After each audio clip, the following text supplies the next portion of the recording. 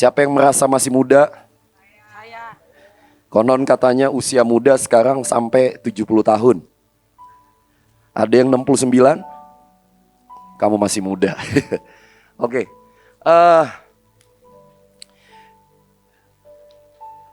Saya nih kalau nggak salah lihat ya, yang ngumpul hari ini nih adalah orang-orang yang waktu memilih temperamen adalah melankolis, benar nggak? Ada yang salah masuk kelas nggak? Nggak ada. Kalaupun salah, it's okay, nggak apa-apa. Ya, temanya hari ini lumayan, harusnya ini membuat kalian jadi orang-orang yang berbeda.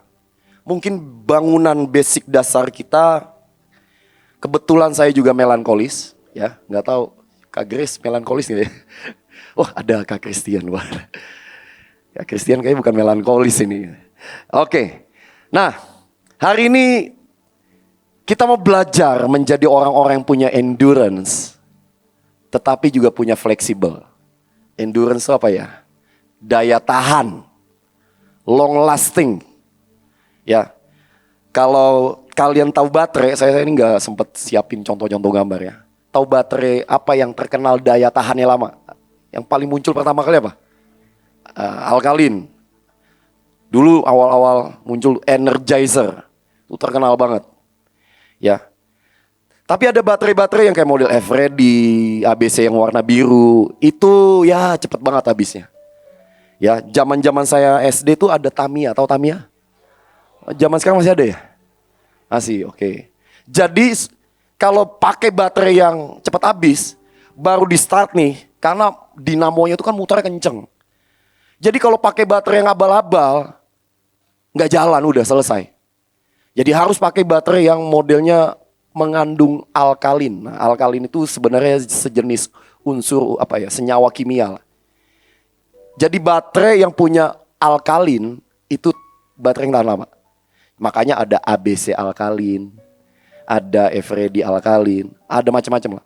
Dikasih embel-embel alkalin supaya tahan lama. Nah, generasi muda itu begini nih yang saya lihat ya. Walaupun saya juga nggak bilang saya udah tua ya. Generasi muda itu apalagi konon katanya Gen Z ini punya istilah apa ya, yang kelihatannya bagus enak tapi dalamnya rapuh. Tahu istilah apa? Generasi apa dibilangnya? Strawberry ya. Anyway, ada yang suka strawberry nggak? Kalau dulu waktu saya kecil pilih rasa coklat, vanilla, strawberry. Untungnya saya milih coklat. Jadinya begini nih, coklat gitu ya. Kalau saya milih strawberry mungkin jadinya pink kayak nggak tahu kayak apa. Nah, kenapa disebut strawberry? Karena luarnya bagus, dalamnya fragile, rapuh. Ya. Dikasih kerjaan, dikasih kepercayaan atau ditegur dikit, gampang baper. Nah, yang hari ini ada di kelas ini, yang engkau punya senyawa kimia yang model demikian dalam hidupmu. Termasuk saya, karena saya melankolis, ada melankolisnya. Kita mau putuskan bahwa kita jadi melankolis yang benar, yang diubahkan. Amin, amin. Ya. Tuhan Yesus ada melankolisnya kok. Ya, nanti kita belajar dikit-dikit. Ini walaupun ini bukan sesi seminar temperamen ya, tapi kita mau belajar sedikit lah. Oke. Tapi yang kedua adalah kita juga didapati harus elastik. Fleksibel. Fleksibel itu gak gampang patah. Kalian tahu pegas, tahu ya? Atau ini ada gambar nih, orang ini lagi senam nih. Saya cari-cari mana kira-kira bisa mewakili fleksibel. Kalian bisa gak tuh bikin pose kayak gitu? Bisa? Siapa yang? Ada yang bisa gak? Penari bisa gak? Abim, Yehuda bisa gak? Nggak bisa, dibikin gitu langsung 3 bulan nggak bisa jalan dia. Ya, biarin ya, Yehuda namanya nih. Saya nggak tahu Kak Eli bisa nggak Kak Eli? Oke, itu tangannya 2 nahan, badannya diangkat tuh, nggak nyentuh lantai. Pesenam profesional tuh jago semua. Badannya ditekuk kayak gimana aja tuh bisa di internet kalian cari banyak lah. Ya, ditekuk model apa, dibelokin model apa gitu. Dalam hidup kita ini sering kali gini. Ada hal-hal yang membuat kita harus manuver every day, setiap saat. Ya. Ya tadi nih contoh ya. Saya ambil contoh tadi kan pada ngantri tuh makan pagi. Nah kebetulan saya ngelihat di lapangan SMP SMA. Dari pintu masuk, di dalam ngejam buat ngambil soto. So to the toe.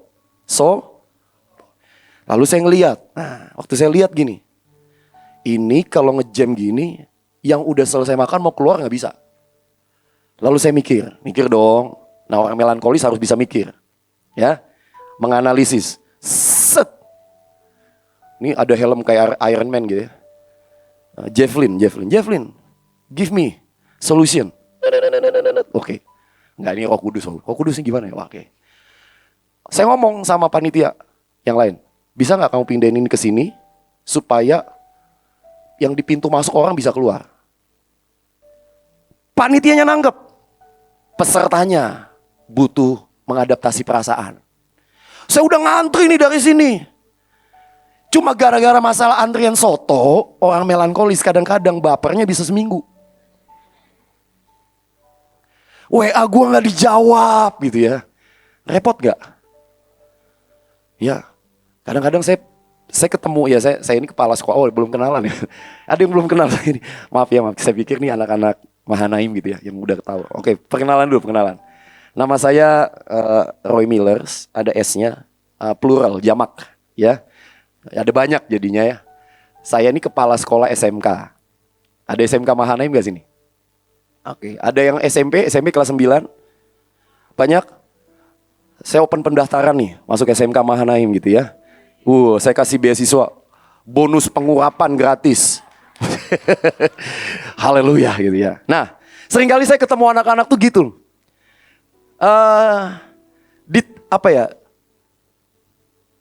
Nggak disapa dikit, bapernya bisa sebulan. Kenapa sih nggak nengok sama saya? Lah, mata saya cuma 2, kecuali mata saya ada 8. Gitu kan? Kenapa sih kalau jalan lihatnya lurus? Ya, masa lihat ke belakang? Nggak nengok-nengok. Nah kadang-kadang itu apa ya, baperan kalian itu, karena saya juga punya masa lalu baperan juga ya, pria melankolis gitu ya. Tapi kita mau jadi melankolis yang benar ya. Mau sebelum saya masuk ke topiknya, yuk coba buka slide kedua. Nah next, ini ciri-ciri melankolis nih yang menang. Saya buat 5 aja yang kira-kira ini ada di setiap orang melankolis. Pertama, orang melankolis itu gampang sensitif. Ya. Apalagi generasi yang sekarang, angkatan yang lahir tahun 2000 ke atas, 2020 gitu. Saya nggak nyiapin video itu loh yang di Instagram tuh. Ya kan kalau yang lahir tahun 70-an, tahu pernah lihat videonya nggak? Kesenggol pintu, das. Dia cuma jalan lurus. Yang lahir tahun 80-an, des, nengok dikit, jalan lurus. Yang tahun 90-an, kesenggol, des, jalan lagi. Yang lahir tahun 2020, yang lahir tahun 2000 ke atas, apalagi 2010, kesenggol, sakitnya guling-guling, padahal nyenggol ini doang gitu loh. Ya, sensinya menyebalkan banget. Bahkan buat saya yang punya melankolis, ketemu melankolis yang begitu, nyebelin banget. Hello. Hai. Tapi hari ini kalian harus ngerti gini loh. Orang-orang melankolis harusnya akan jadi orang yang paling peka sama Tuhan. Amin.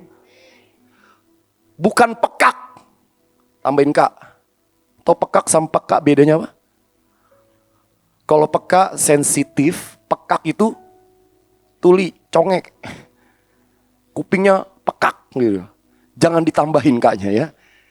Kalian harus jadi orang-orang yang makin tahun makin kesini, orang-orang yang cepat bisa ngeraba hati Tuhan. Nah biasanya dalam hadirat Tuhan dalam sidang ilahi gitu ya, atau dalam sebuah session KKR atau apa, orang-orang melankolis ini, kau harus punya kepekaan. Tuhan maumu apa? Sensitifnya itu dipakai buat yang begitu.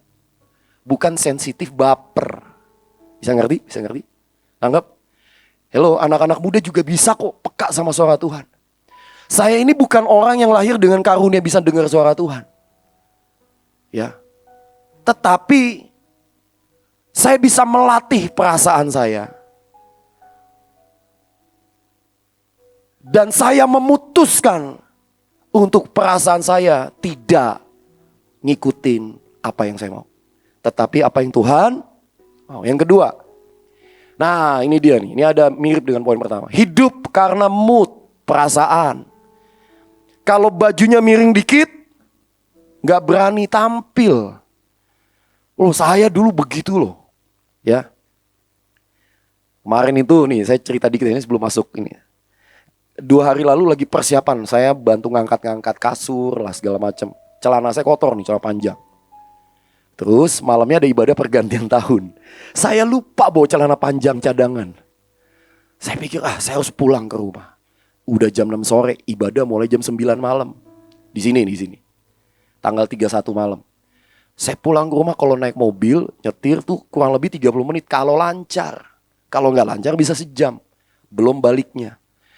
Begitu saya jalan, ini hati ini udah gini, aduh kayak enak nih nanti celana kotor, bau gitu ya. Ini melankolisnya keluar. Saya udah keluar nyetir, keluar gang, tiba-tiba saya tuh ngomongin Tuhan, please pegangi hatiku. Lalu Tuhan tuh cuma ngomong gini, lu ngapain ganti celana? Emang orang peduli sama celana lu gitu? Balik saya.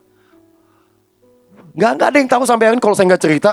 Gak ada yang tahu kalau hari itu saya ibadah pergantian tahun, celana saya kotor. Habis ngangkat-ngangkat kasur buat tempat penginapan kalian. Dan Tuhan peduli gak tanda petik dengan? Yang gak juga dengan celana saya baru atau enggak. Yang penting apa? Saya bisa tepat aja. Dan saya balik bener. Ternyata ibadah dimulai jam 7:30. Kalau saya balik ke rumah, mungkin saya ketinggalan. Nah itu loh. Kadang-kadang kita hidup by mood, by perasaan. Bisa ngerti sampai hari ini? Ya. Ayo, come on. Generasi muda. Saya gak tahu ada yang udah usia 30 up gak di sini atau 40 up. Kadang-kadang melankolismu tuh nyebelin kok. Bikin lama. Ya. Oke? Gak ada alasan buat kalian jadi orang-orang yang lama. Ya, istilah Lola, tahu ya? Loadingnya karena banyak main perasaan. Next, itu apa lagi ya? Berikutnya apa sih?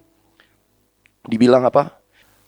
Melankolis itu gampang stres. Di sini ada yang gampang stres nggak? Banyak ya. Kemarin tuh ada survei di antara para pemimpin dan jemaat. Jemaat atau pemimpin ya? Semua kan yang Mahanaim.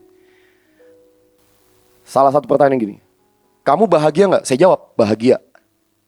Skala 1 sampai 10 saya jawabnya 8. Bahagia gitu. Terus ada pilihan berikutnya. Kamu stres nggak? Skala 0 sampai 10 kamu stresnya tingkat berapa? Saya jawab 8 juga tuh. Jadi bahagia iya, stres juga iya. Ya gawat ini ya. Tapi ada yang jawabnya stresnya 0. 1, 2. Ini kayaknya orang kayak kurang punya tanggung jawab dan beban kayaknya. Hidupnya kayaknya easy going aja ya. Ya makannya tinggal makan, tinggal tidur gitu ya. Gak bisa ternyata ya. Ya tapi gini, stresnya ya para pemimpin ini atau orang yang dikasih tanggung jawab ini ya stres karena ya lebih kepada mikir Tuhan nanti ini gimana. Dan itu ternyata buat kita stres juga. Bukan berarti saya mengajak kalian sama-sama jadi orang stres ya. Enggak salah. Tapi maksudnya begini, orang melankolis itu gampang stres, gampang cemas, gampang khawatir. Anxiety. So please, kita bukan orang yang cemas karena gini. Kita punya ketenangan, teguh dan fresh. Amin. Orang melankolis wajahnya jangan kayak jeruk dilipat 70 gitu. 70, lipat 5 aja susah. Sering dengar itu ya, muka lu kenapa sih kayak muka pepaya gitu. Pernah lihat pepaya? Foto, di crop, dibikin kolase sebelah wajahmu. Kira-kira mirip gak? Kalau gak mirip bagus. Artinya kalian udah gak kayak orang yang mukanya gampang stres dan sebagainya. Kita harus jadi orang yang tenang, fresh ya. Dan itu teruji dan terbukti ya. Di sekolah ini kadang-kadang kalau saya ketemu beberapa nih anak-anak apa ya, pelayan nih, anak rock gitu ya, misalnya contoh anak rock Christian, "Sir, ini gimana gini?" "Oke Chris, tenang. Jangan ikutan begini." "Iya ya, kenapa ya? Aduh," gitu. Enggak gitu. "Oke Chris, tenang." Kenapa saya pakai contoh Kak Christian? Karena dia sering banyak nanya sama saya. Gini aja, tenang. Jadi nggak ikut-ikutan menambahkan rasa cemas. Ya. Yang keempat tuh apa lagi? Pesimis, nggak yakin. Kita jadi orang-orang yang mulai hari ini jadi orang yang percaya diri dan tahu siapa identitas kita di dalam Tuhan. Kemarin mesti udah belajar tentang destiny ya, bener ya. Saya ini orang yang nggak percaya diri dulu. Kalau kalian lihat postur badan saya, dulu saya lebih kurus dari ini. Ini karena saya masuk Mahanaim jadi nambah. Karena semua yang masuk Mahanaim konon katanya kena hukum pertambahan berat badan. Saya waktu masuk Mahanaim berat saya 42-44 kilo. Bisa bayangin? Udah kurus, hitam, jerawatan, dekil, hidup lagi. Nah, mau tahu nggak? Karena kata-kata yang terakhir itu jadi berarti. Coba saya ganti istilahnya. Lu keren, ganteng, kaya, anak konglomerat, tapi nggak hidup. Semua yang pertama jadi ada artinya nggak? Nggak ada, karena apa? Udah mati. Selama kamu dan saya masih hidup, apapun orang bilang di awal, masih ada kesempatan buat diubah. Dan di dalam Yesus, kamu dan saya bisa diubahkan. Amin. Amin. Amin ya. Dulu saya orangnya kalau natap cermin gak berani. Kayak Pak Luki. Bener. Takut, gak tahu kenapa saya tuh kalau ngeliat wajah, konon katanya menurut murid-murid saya ya, serunya lumayan kok gitu. Saya kalau memuji di sini kayaknya gimana gitu, sombong, belagu gitu. Dulu saya gak berani loh. Kalau kalian bisa ngezoom, nih kalau kameramen bisa ngezoom muka saya, oh jangan. Ini ada bekas jalur-jalur jerawat yang saya pecahin waktu saya masih muda. Dan sampai hari ini gak tahu kenapa masih ada jerawatannya. Dan saya udah mencoba semua obat pembersih wajah zaman dulu. Mau sampai abu gosok saya coba gitu. Ya begini. Jadinya ya begini. Dulu saya benar-benar kalau keluar rumah gak pede dan sebagainya. Tapi begitu saya ngerti siapa saya di dalam Tuhan. Anak yang dikasih pede. Saya gak berani megang mic. Dulu saya gak bisa berdiri di depan orang banyak. Tapi di dalam Tuhan, si melankolis ini mulai diubah. Amin. Kamu dan yang lain-lain di sana bisa kok bahkan jadi lebih baik dari kami. Amin, amin. Terus yang terakhir dibilang nih apa nih? Sulit mengambil keputusan karena terlalu banyak mikir. Nah, hari ini kita memutuskan kita jadi orang yang berani ambil resiko. Berani ambil keputusan karena iman, karena Tuhan. Oke, siap belajar? Siap nyatet? Oke, ini baru ini loh ya, baru pembukaan. Masih ada 100 slide lagi. Orang melankos mikir ya, enggak lah. Oke, yang pertama, yuk next slide. Saya bahas tentang endurance dulu, daya tahan. Kurang lebih begini artinya. Kemampuan untuk bertahan atau menahan beban, tekanan, kesulitan dalam jangka waktu yang lama tanpa mengalami penurunan kinerja. Saya 20 tahun yang lalu dengan 20 tahun kemudian tidak bertambah lemah. Tapi tetap stabil dan bertambah lebih banyak pengertian, pengurapan, kekuatan, hikmat dan sebagainya. Itu daya tahan. Dalam perlombaan lari maraton, daya tahan itu menentukan. Makanya kalau kalian lihat orang lomba lari maraton sama lari jarak pendek, badannya beda. Yang sprinter kayak siapa ya? Usain Bolt itu badannya keker. Ya. Tapi dia paling jauh 400 meter. Tahu 400 meter kemana? Dari sini ke jalan raya sana, itu 400 meter. Pendek. Tapi coba kalian lihat pelari-pelari jarak jauh, badannya kayak apa? Kayak saya. Kecil. Kurus. Badannya gak berat. Bisa lari 42 kilo. 42.000 meter. Puluhan bahkan ribuan kali lebih jauh dari pelari-pelari jarak pendek. Daya tahannya membuat dia sampai lama. Oke? Dan ada firman bilang begini. Dalam segala hal kami ditindas namun tidak terjepit. Kami habis akal namun tidak putus asa. Kami dianiaya namun tidak merasa ditinggalkan sendirian. Kami dihempaskan namun tidak binasa.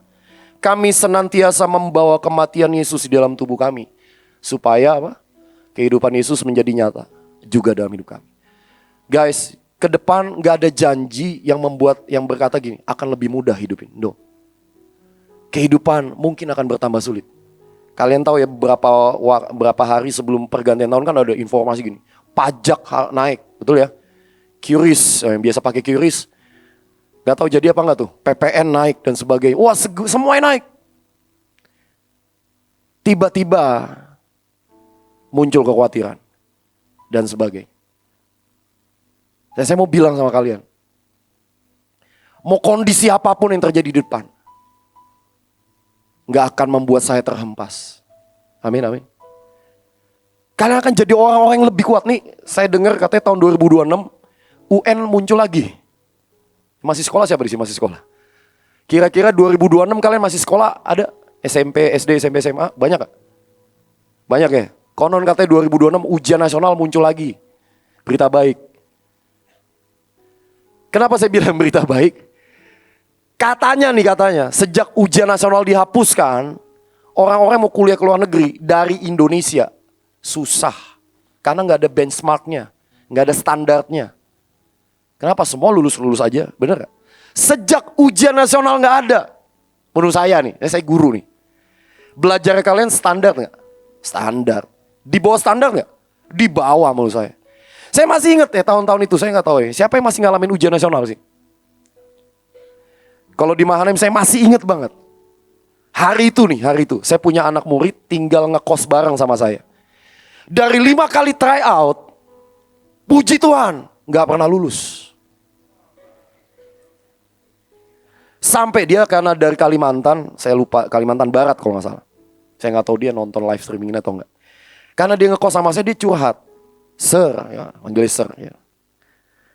Saya udahlah pulang kampung aja. Kenapa lu? Saya udah kasih 5 kali try out gak pernah lulus. Udahlah, saya emang gak layak sekolah. Ini dari SMP mau ke SMA cerita. Terus saya bilang gini, enggak, kamu harus lewati. Terus gimana sir? Tiap hari lu sodorin kepala lu.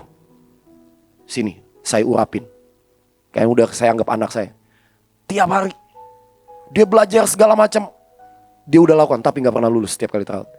Singkat cerita begitu pengumuman kelulusan. Waktu itu memang ada satu anak gak lulus. Tapi dia lulus. Lalu saya lupa nyari dia di mana. Saya baca dari depan kan biasanya urutan nilai tertinggi paling depan ya. Diurut sampai yang paling bawah.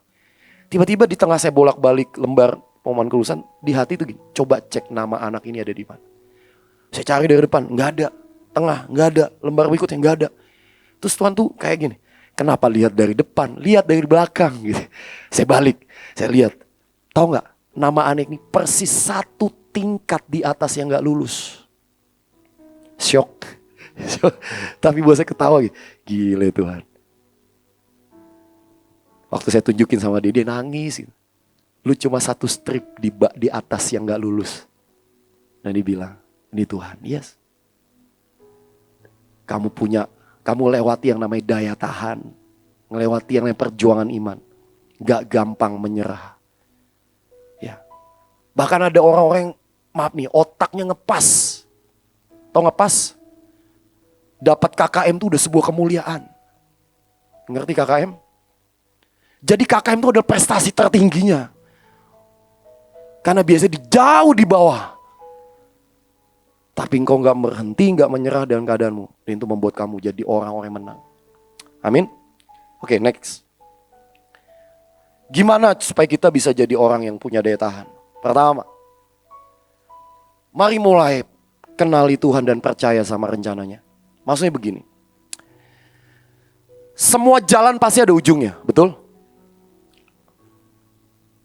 Dan firman Tuhan bilang begini. Dia gak pernah kasih rancangan dalam hidupmu yang mendatangkan kehancuran dan kerusakan total, gak ada. Kalau hari ini kamu lihat hidupmu masih berantakan, itu pun dengar baik. Tuhan bilang aku gak pernah taruh itu selamanya di hidup. Dan itu Tuhan bilang gini, rancanganku mendatangkan damai sejahtera. Amin. Ujungnya selalu apa? Mana? Di Alkitab tuh ada satu orang namanya Yusuf. Ada yang namanya Yusuf di sini? Ya. Awalnya dia pikir dia akan jadi anak kesayangan papahnya, Pak Yakub. Dia dikasih jubah yang maha indah. Tapi dia harus lewati yang namanya sumur. Kerja jadi budak. Difitnah, dipenjara. Kalau dia berhenti sampai di situ, mungkin kita gak akan pernah dengar atau baca ceritanya kok selanjutnya. Seringkali kita ceritanya belum selesai, kita udah menyimpulkan sesuatu. Ya. Dan ini yang saya mau bilang sama kalian. Dengerin para melankolis yang diubahkan Tuhan ya. Mari lihat dan percaya gini. Kalaupun hari ini saya belum lihat jawabannya, minimal percaya hatinya deh. Dia tuh gak sedang mengkhianati kamu, gak sedang bikin susah hidupmu, gak sedang bikin kamu hancur berantakan. Enggak. Dia tahu yang terbaik buat kalian. Amin. Saya masih ingat tahun-tahun 2000, saya tuh ikut pelayanan, mulai kenal Tuhan tuh di pelayanan anak-anak muda lah, pelajar. Saya jatuh cinta banget sama Tuhan. Saking jatuh cintanya sama Tuhan, saya ikut pagi persekutuan doa. Ini kalau udah pulang sekolah ya. Kalau tiap pagi itu ada persekutuan doa, setiap Jumat lah persekutuan doa. Sabtunya ikut PD, PI, PO, wah semua P saya ikutin. Naik PPD, patah semua saya ikutin. Sampai saya ini udah nggak, tanda petik ya, nggak pengen hidup selain nyenengin Tuhan ceritanya. Satu kali saya ikut tes dan saya ini nggak lulus ceritanya.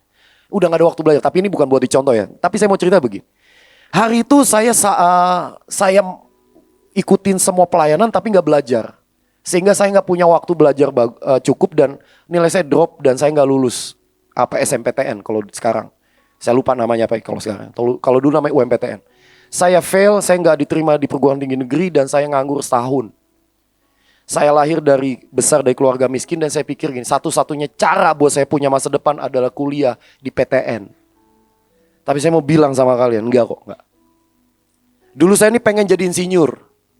Cita-cita saya pengen jadi orang yang bikin mobil, gedung, pesawat. Mulia sekali ya cita-citanya ya. Kuliah menurut saya yang the best waktu itu kalau nggak di ITB, di UI. Benar? Saya fail, saya nggak lulus.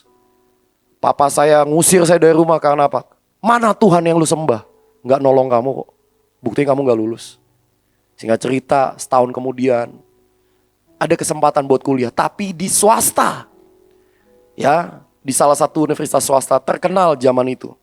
Christian University of Indonesia. UKI. Tahu UKI? Yang zaman itu kalau saya ditanya, lu kuliah di mana? UKI. Universitaskah ini? Karena zaman itu kerjaan mahasiswa UKI adalah berantem, tawuran, nyopet. Dan saya kuliahnya di situ.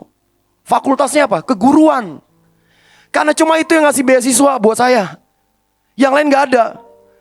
Tampang kayak gini jadi guru. Waduh, saya benci banget jadi guru, bener.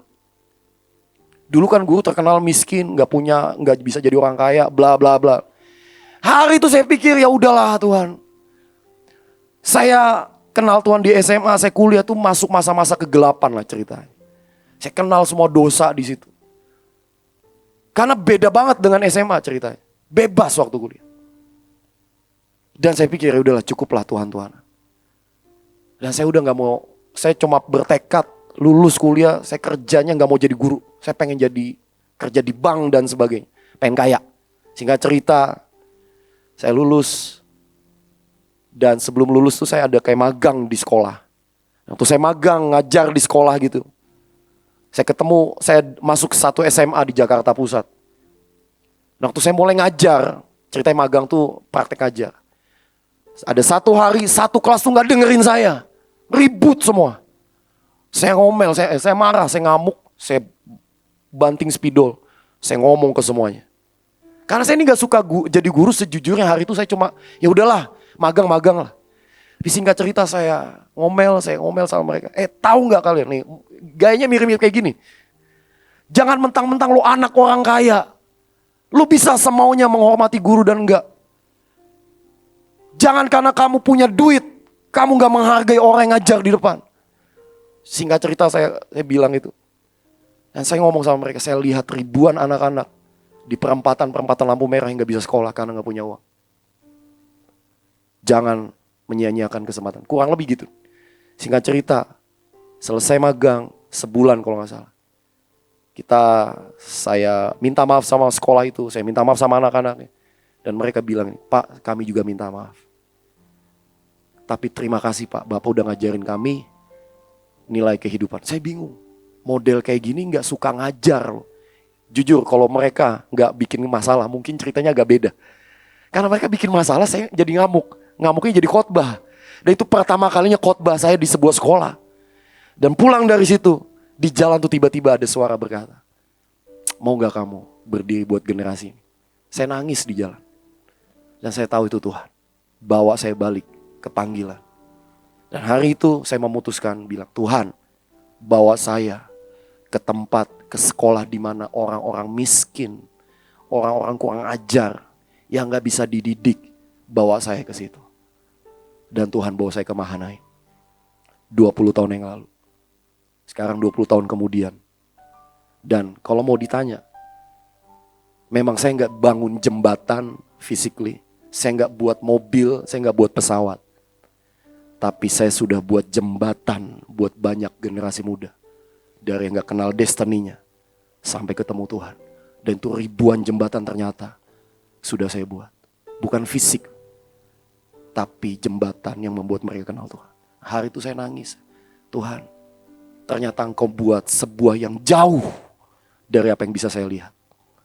Saya berdoa, jangan pernah memutuskan menyembuhkan sesuatu sebelum kau lihat ujungnya akan apa. Amin. Buat sebuah keputusan dalam hidup. Percaya Tuhan gak jahat sama kamu. Oke? Next. Mari bersukacita dalam ketekunan. Hei para melankolis, anak-anak muda. Kalau dengar kata proses didikan, orang tuh rada susah. Tapi saya mau bilang sama kalian begini. Ada sebuah jalur ini yang gak bisa enggak.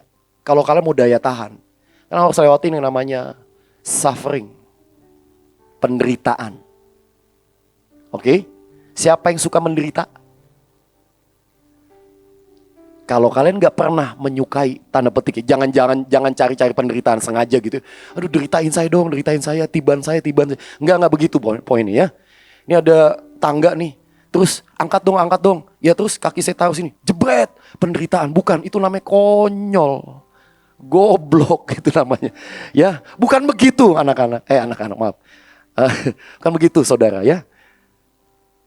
Tapi penderitaan tuh gini, seringkali Tuhan taruh engkau mungkin ya. Mungkin ada orang-orang yang lahir dengan proses yang kamu gak bisa milih. Ada hal-hal di dunia ini kita nih gak bisa milih. Ada hal yang kita bisa pilih. Yang gak bisa milih itu apa contohnya? Lu lahir jadi cowok atau cewek, itu gak bisa milih. Bener? Gue jadi cewek aja deh. Kamu lahir jadi apa tuh gak bisa milih. So ya udah terima aja. Kamu gak bisa milih kamu ada di keluarga model apa. Bisa milih gak? Gak bisa. Waktu dulu saya suka gini, Tuhan kenapa saya gak lahir dari anak orang kaya. Ini berita baik ya, berita baik. 70% orang berhasil di dunia itu lahir dari orang miskin. Siapa yang secara ekonomi finansial lo miskin, kamu punya potensi terbesar jadi orang berhasil. Karena 70% orang berhasil lahir dari orang miskin. Mulai sekarang ngelihatnya udah agak beda. Wah, kalau lo miskin, gue gak punya apa-apa. Yes, 70% potensi gue lebih besar jadi orang berhasil. Kenapa? Karena mereka yang menyukai proses akan menjadi orang yang punya daya tahan. Jangan pernah marah ketika kau harus lewati semua didikan. Seringkali itu merobek perasaanmu. Apalagi orang melankolis. Yang baperan-baperan tadi. Mau gak mau perasaanmu ini harus dirobek setiap saat. Demi supaya perasaan Tuhan lebih penting dari semua perasaanmu. Amin. Mau gak? Kalau kamu menolak semua penderitaan, jangan harap dapat kemuliaan. Waktu Tuhan Yesus datang ke dunia, dia tahu tujuannya kok. One day saya harus pikul salib dan disalib. Itu itu penderitaan. Bahkan ketika sebelum Yesus ditangkap di Taman Getsemani, Yesus juga masih ngomong kepada Bapa. Bapa, tahu ceritanya? Kalau boleh, cawan ini lalu dari hadapan. Tapi biar kehendakmu. Nah, hari itu Yesus bilang apa? It's okay. Aku pikul, aku peluk, aku ambil. Dan Yesus lewati itu. Dan dia kasih contoh buat kita. Kalau kamu lewati yang namanya proses kesengsaraan, suffering, penderitaan, satu saat kamu akan jadi orang yang lebih kuat dari yang lain. Amin. Amin. Saya berdoa kalian bukan orang-orang yang gampang lemah, gampang sakit. No. Saya secara fisik sebenarnya gampang capek, gampang sakit. Ini suara masih ada sisa bindengnya. Tapi saya mendidik perasaan saya. Diri saya bilang enggak. Roy, kamu harus sehat. Kamu sehat kok. Saya ini dalam setahun kerja gitu ya. Dalam 1 tahun kerja. Kayaknya hampir jarang nggak masuk kerja. Padahal tanggung jawabnya lebih banyak daripada yang lain. Beberapa yang lain. Kenapa? Punya daya tahan. Amin ya. Siapa yang mau punya daya tahan? Beneran ya? Siap menderita? Kok tepuk tangannya diturunin lagi? Ya. Jadi kalau hari ini nanti disuruh ngangkatin kasur balik ke gudang, siap? Saya nggak mau gini loh ya. Siap. Kemarin saya ketemu lah, saya nggak tahu anaknya ada nggak di sini ya. Bantuin saya dong angkat kasur. Nggak bermaksud menyindir. Aduh, coba cari-cari alasan. Lama-lama melipir, hilang. Ya nggak punya daya tahan. Tapi ayo, kalau misalnya kayak tadi nih bangun jam berapa? Jam 3. Nah, besok kalian bangun loh jam 3 juga. Ya, kita akan arak-arakan, wah. Siap? Kalau dibangunin jam 2, nggak ada yang aduh tidur lagi. Nggak. Siap? Menderita loh ya. Bukan buat saya, buat Tuhan.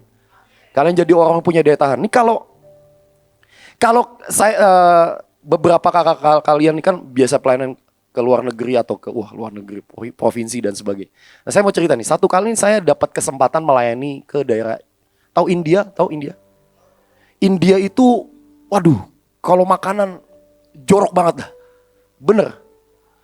Nah cuma karena demi, kan saya nggak mungkin wah gitu, aduh, nggak tahu lah ini dimasaknya dengan cara apa. Cuma ya udah saya dikasih apa saya makan. Ya udah pokok pakai jurus, tabur garam, tahir. Mau nggak belum cuci tangan kayak mau apa, telan.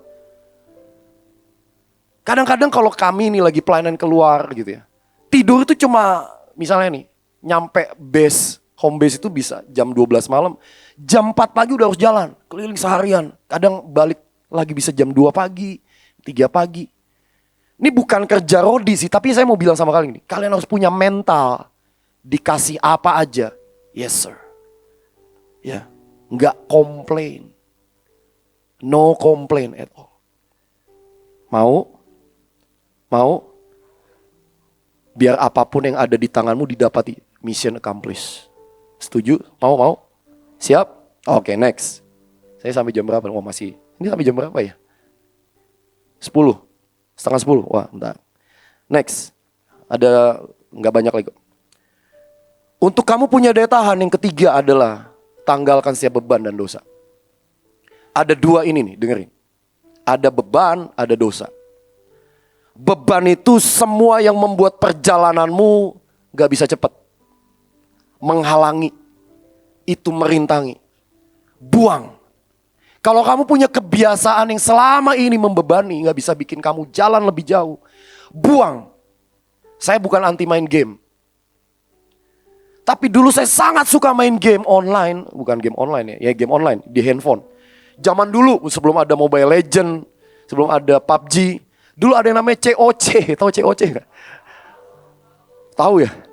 Sekarang ada Last War. Mirip-mirip kayak COC, cuma agak-agak lebih ini. Ada yang mau beli akun saya? Udah lumayan tinggi loh levelnya. Saya mau jual nih. Gak bercanda. Itu bisa main tuh bisa sampai pada si kepala sekolah loh. Ya. Wah tuh kalau udah kecanduan bisa sampai jam 1, jam 2 pagi. Come on, itu menghalangi. Buang, saya uninstall udah. Tapi yang namanya pengen main ya main. Tuhan main apa ya? Akhirnya tahu gak saya main apa? Ya udah main game yang ada di Shopee. Tahu gak? Bubble, Candy, udah itu aja mainan saya. Kalau lagi stres gitu. Udah lah main Bubble gitu ya, udah. Tapi kalau lagi error bisa main Bubble-nya bisa lama tuh gitu. Wah itu apa ya? Parah gitu ya. Kalian kebiasaan ngeliat gadget nih, contoh ya. Kalau mau jujur, lihat handphone gadget, itu bisa sehari rata-rata orang Indonesia lebih dari 6 jam. Kalau diakumulasi. Benar? Nggak terasa kan scroll-scroll gini ya. Saya nggak anti gadget. Tapi begini, saya menyadari saya juga punya kecenderungan yang tidak bagus lah sih. Terlalu lama. Giliran baca Alkitab di handphone. 2 pasal, 1,5 pasal ya. Udah mata kriip-kriip. Betul? Gak punya daya tahan tuh. Itu menghalangi. So mulai hari ini semua yang membebani kamu. Yang bikin selama ini kamu gak bisa jalan lebih jauh. Yuk buang. Ya, hobi-hobi yang gak pernah mendukung kamu nyampe di tujuan. Buang. Tongkrongan. Nah, saya mau bilang sama kalian ya, anak muda. Kalau gara-gara tongkrongan kamu diangkat. Mengalami rapture, ayo kita nongkrong sama-sama.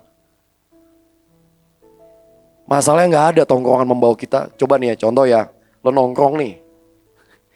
Dalam tongkrongan kamu bisa ngerasain kabut Tuhan, hadirat Tuhan, nyembah Tuhan bareng. Ayo nongkrong kalau modelnya begitu. Maksud saya begini, kebanyakan tongkrongan kita gak produktif kok. Betul?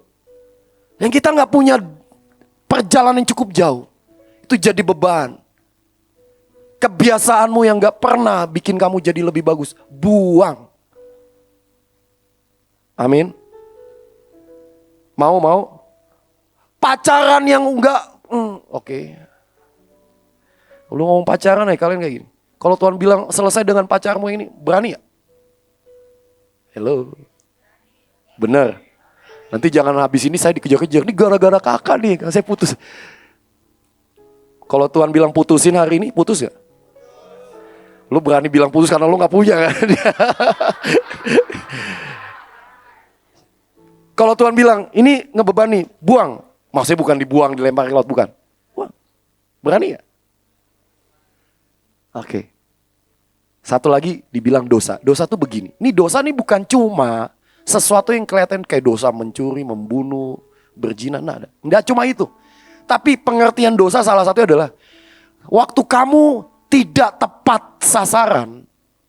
Tidak tepat. Salah satu arti dosa adalah tidak tepat sasaran. Itu dosa.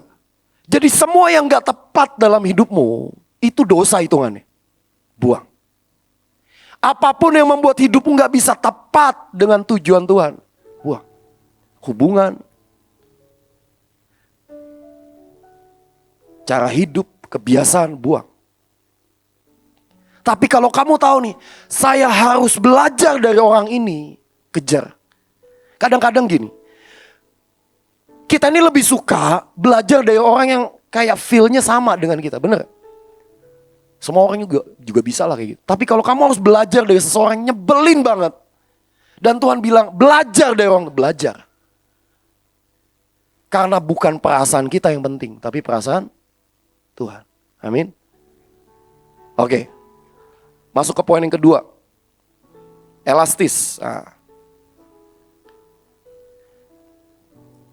Elastis itu apa sih? Kemampuan untuk kalian dan saya berkembang menjadi tambah besar atau bertambah dan beradaptasi ya ketika kita ngalami sesuatu tekanan. Bahkan di beberapa keadaan kita bisa menyerap dan membuat energi. Contoh begini, yang tadi saya bilang ya. Kadang-kadang kalau kita dibelokin sana, kita gampang marah. Kenapa sih nggak sesuai dengan urutan yang dibuat? Saya ini orang melankolis yang suka urutan. Habis 1, habis 2. Tapi kalau tiba-tiba Tuhan bilang habis 1, 10. Buat orang melankolis itu susah, nggak bisa tidur. Ini rundownnya kan begini nih. Ya, kok nggak di sini ya misalnya. kok. Nah itu tuh orang melankolis. Come on. Orang melankolis di dalam Tuhan gini. Tuhan mau manuver kapan aja siap. Yes sir. Karena yang pegang kendali bukan saya. Tuh, itu fleksibel. Setuju? Kadang-kadang nih misal contoh nih. Di tengah ibadah, yang WL belum datang, terlambat. Tiba-tiba, kamu dia jadi WL, jangan gua belum latihan. Gak bisa. Ambil. Kan harusnya bukan saya. Come on. Ambil. Misalnya gini. Di Randon katanya mulainya jam 8 malam. Kenapa bisa jam 3 sore? Fleksibel. Kapan aja diubah, bukan berubah-ubah ya. Tapi gini, kapan aja diubah hatimu tuh gak marah. Yes sir, siap. Saya bukan orang yang gampang dengan begituan. Tapi saya belajar untuk ini. Tuhan, perasaan Tuhan yang paling penting. Perasaan saya nomor paling belakang dah. Mau? Oke, untuk fleksibel, 1. Memberikan lebih dari yang diminta. Karena kalau kalian kerja suka dengar kalau ada orang kerja ada istilah lembur. Tahu lembur? Overtime. Biasanya orang overtime minta digaji tambahan. Saya ini kerja ya udah 20 tahun. Dan sejauh ini yang saya tahu, jam kerja saya tanda petik udah gak ada. Maksudnya apa sir? Maksudnya apa Pak? Kadang saya pulang jauh dari jam normal. Besok pagi saya datang jauh lebih awal dari jam normal. Itu membuat saya punya fleksibilitas. Satu hari saya masih ingat. Ini kita ada acara graduation, kelulusan. Saya gak tahu berapa tahun lalu, 6 atau 7 tahun lalu. Kebetulan hari itu rumah saya gak jauh dari sini, ngontrak ya sekitar 5 menit lah naik motor. Udah selesai, udah pentahiran, udah bersih-bersih, udah semua diberesin. Saya udah nyampe rumah, udah mandi, udah tinggal tidur. Jam 10 malam, setengah 11 kalau gak salah. Tiba-tiba pemimpin saya WA. Kamu di mana? Udah di rumah. Balik ke Mahanaim. Tuhan bilang, tahirin lagi. Udah setengah 11 malam loh. Kalau kamu jadi saya jawabannya apa? Apa gak bisa besok? Bener gak? Saya bilang siap, balik lagi. Berdua sama istri saya. Gedung nih, malam-malam nyalain lampu. Ya karena gelap aja sih nyalain lampu ya kan. Kadang-kadang suka, ya si jelek itu kadang-kadang suka gak fair ya. Suka ngagetin gitu ya. Udah saya nyalain lampu aja. Saya doa, oke. Saya beresin dan sebagainya. Kenapa? Karena kapanpun diminta, saya siap. Bisa ngerti? Gak peduli lu lagi siap, lagi enak atau enggak. Nah Yakub, contohnya Yakub nih. Hari itu Yakub sukanya sama Rahel, dikasihnya Lea. Awalnya Yakub suka sama Rahel. Yakub bilang ini, oke, saya akan kerja 7 tahun sama pamannya Laban. Tapi setelah 7 tahun di malam pertama yang dikasih ternyata kakaknya. Yakub sebel. Lalu Laban bilang, dia ditipu kan. Kalau kamu mau adiknya, lo kerja lagi. Oke, I will. Karena dia lakukan dengan cinta. Gak sebel, gak marah. Dan itu membuat dia bisa meraih banyak hal. Oke, lakukan semua karena Tuhan. Yesus tuh mati loh buat kita. Satu kali saya pernah dengar ada orang cerita begini. Lu kenapa sih ikut Tuhan ekstrim banget, deklarasi lah atau apalah segala macam. Kemarin kan saya lihat anak-anak kecil tuh di atap rooftopnya gedung mahkota sana. Kenceng banget gitu. Kadang-kadang kan ada gini suara-suara gini. Lu ngapain sih ikut Tuhan kayak ekstrim gitu? Nih saya mau bilang sama kalian. Yesus sama kita tuh ekstrim. Yesus sama kita tuh ekstrim. Dia matinya ekstrim. Masa lo gak bisa kasih ekstrim sama Tuhan? Bisa-bisa ngerti? Yesus tuh gak biasa-biasa lo sama kita. Jadi bilang gini, Tuhan gua tuh gak mati buat gua. Tuhan gua tuh apa ya, Gak gitu-gituan, gak biasa-biasa sama. Kenapa gua biasa-biasa sama Tuhan? Ini orang waktu dengar jawabannya, iya. Berani gak kalian ekstrim sama Tuhan? Ayo, come on. Jangan jadi biasa. Kasih yang lebih. Amin. Terakhir. Berani turun dan meletakkan hak. Jangan pernah merasa engkau paling penting di dunia ini. Tapi berani gak kamu bilang, bukan saya kok Tuhan. Perasaanmu, pikiranmu, kehendakmu taruh di bawah. Biarin Tuhan yang paling utama. Saya berdoa, kita bukan generasi yang dikendalikan oleh perasaan. Tapi kita generasi yang dikendalikan oleh perasaan Tuhan. Mulai hari ini, setiap kali kamu merasa kok gak seperti yang saya mau, bilang sama diri, hey, ngomong. Roy, bukan lo yang penting, Yesus yang penting. Lo mau dicaci, lo mau disalah mengerti, lo mau gak dianggap, bukan lo yang penting, Yesus yang penting. Bisa? Berani? Habis ini prosesnya akan datang loh, jalan ke hidup. Siapa yang berani? Siapa yang mau? Angkat tangan, siapa yang mau? Benar? Yang belakang gak mau? Gak apa-apa. Siapa yang mau menderita? Siapa yang mau punya daya tahan? Saya ganti. Siapa yang mau punya daya tahan? Fleksibel? Benar, angkat tangan tinggi-tinggi. Siap menderita. Satu paket ya. Satu paket loh. Jangan cuma mau daya tahannya, gak mau paketannya loh. Mau? Amin. Oke, Kak Grace.